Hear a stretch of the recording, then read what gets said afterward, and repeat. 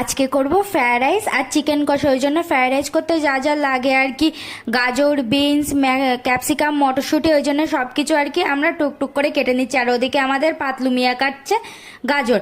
আর এদিকে মাংসটা ভালোভাবে ধুয়ে নেওয়ার পর মাংসের গাটা একটু ছুলে দিচ্ছিলাম ছুরি দিয়ে, যাতে মশলাগুলো ভালোভাবে ডেকে যায়।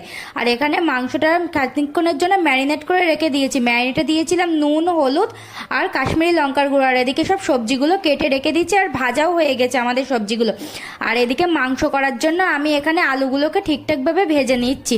আলুগুলো লাল লাল করে ভাজা হয়ে গেলে কড়াইতে তেল দিয়ে তারপরে ভেজে নেবো আমি পেঁয়াজগুলো ভাজা ভাজা হয়ে গেলে এতে মশলাটা দিয়ে নুন, হলুদ, জিরে, ধনে, আদা, রসুন আর কি মাংস করতে যা যা লাগে এই মশলাগুলো দিয়ে মাংসটা দিয়ে ভালোভাবে কষিয়ে নেবো। যেই কষানো হয়ে যাবে ওতে জল ঢেলে দিয়ে ঢাকা চাপা দিয়ে রেখে নেবো।